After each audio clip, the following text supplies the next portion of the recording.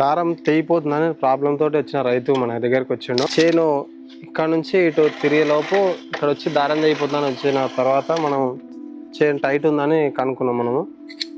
మనం ఇక్కడ 13 పానతోటి లూజ్ చేసుకోవడం జరిగితే ఇక్కడ 13 పానతోటి లూజ్ చేసుకోవాలి ఇటు సైడ్. తర్వాత 16, 17 పాన తీసుకొని ఇటు నుంచి లూజ్ చేసుకోవాలి.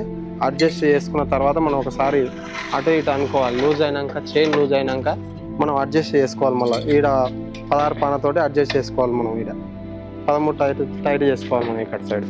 కానీ ఒకసారి ట్రాక్టర్ ఆన్ చేయి, తెగిపోతుందో చూద్దాం.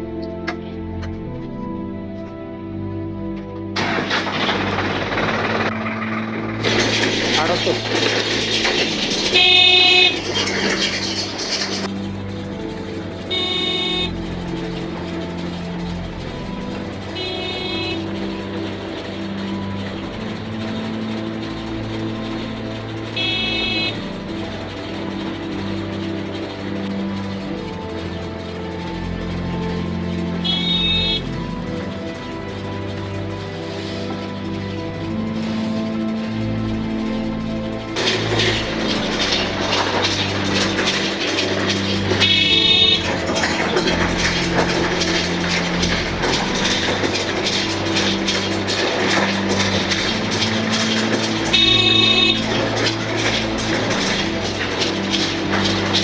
ఇట్లాంటి బేలర్ సర్వీసుల వీడియోల గురించి మన ఎస్ఎన్కే పేజీని ఫాలో అవ్వండి.